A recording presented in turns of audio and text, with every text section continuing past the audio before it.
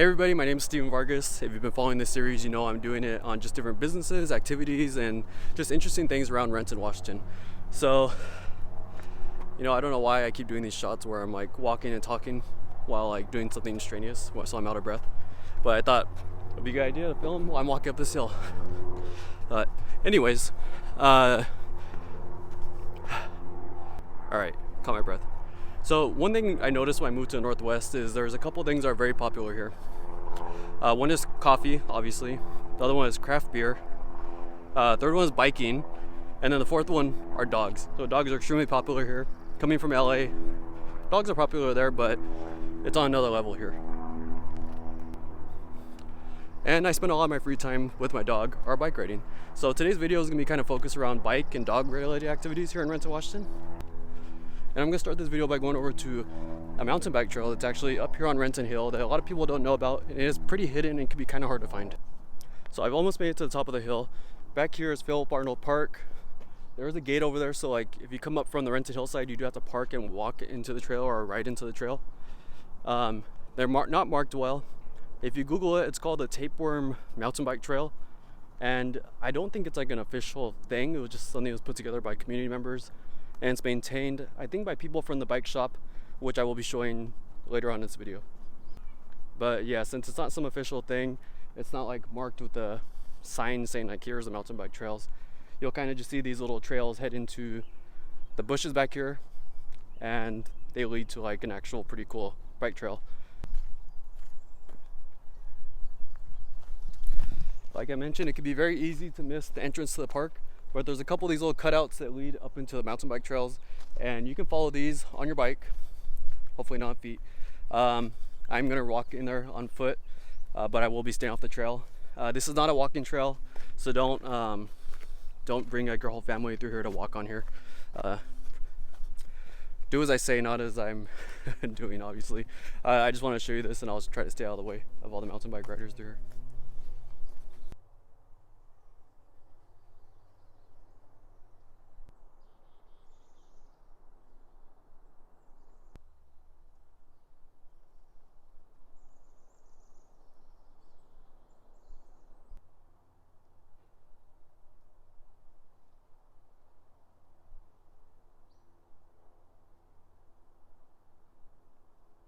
So it can be easy to get turned around in there.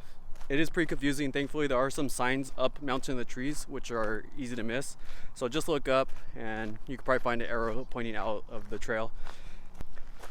Anyways, but if you have a mountain bike, it's awesome that we have this trail right here in our backyard.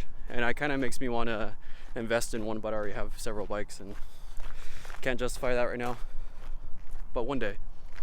So I'm gonna go home right now, grab the dog, and head over to the Cedar River Trail dog park and show you guys that, because it's a really cool and fairly large dog park right here in Renton, and it's only about, I don't know, a quarter mile, half a mile from where we're at right now.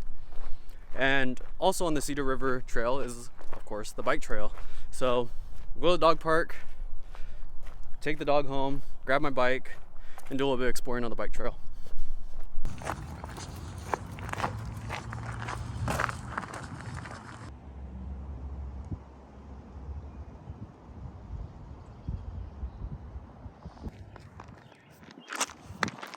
As you can see, it's a pretty large park, but somehow we managed to get the whole back half of it to ourselves today, even though it's a fairly nice day.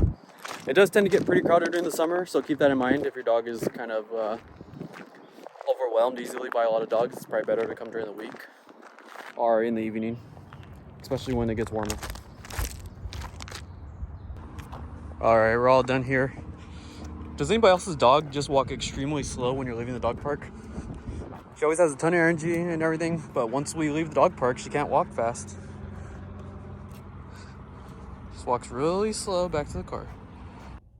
If I sound funny, it's because when I got home from the dog park, I called a couple of dentists because I've had this like lip injury that I've been having kind of trouble finding a dentist to that had availability because everything is backed up right now.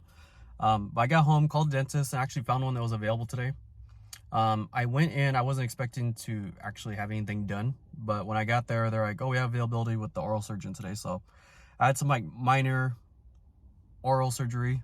They numbed me up, lasered some stuff, stitched some things up. So I'm all numb right here, and I was originally planning on going to eat tonight, having a drink.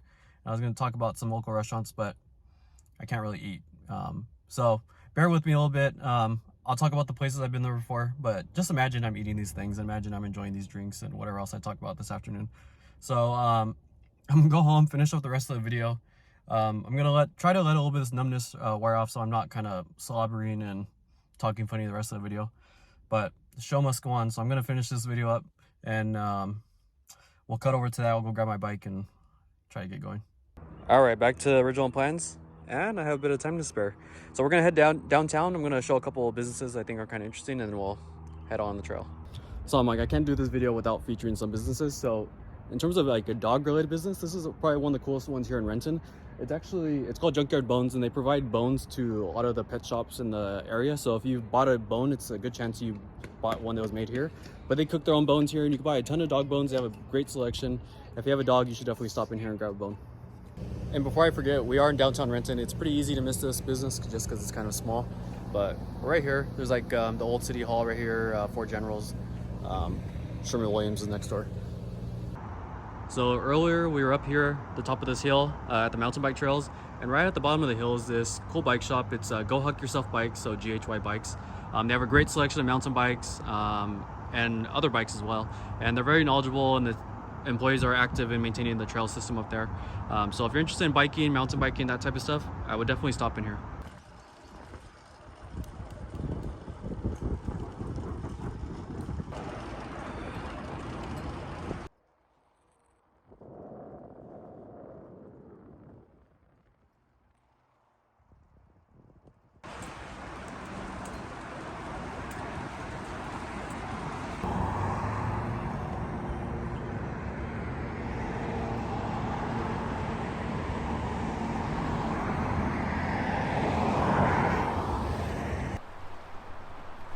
Tell me this isn't a cool little spot. This is usually my spot where I turn around, so I ride from downtown. We're about 4.5 miles from downtown. I usually come down here, sit for a little bit, get some water, rest, and then I turn around and head back. But about a half mile back was all those little shops. So I used to ride to that Starbucks every Saturday. So I'd ride from downtown, get coffee, have a sandwich, just kind of relax, and then ride back and start my Saturday.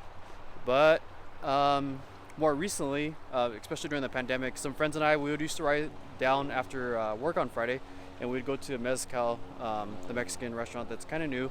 That place has switched a lot in the last couple of years. I think it's been like 3 different restaurants. They've all been good, and the current one is also good.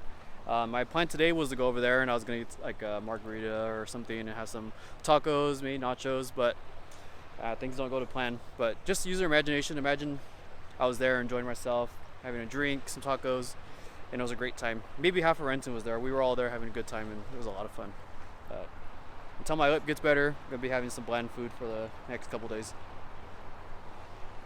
But that kind of wraps it up. The Cedar River Trail does go it's probably another 10 miles easy into Maple Valley, and it turns into like a really cool gravel trail once you get into Maple Valley.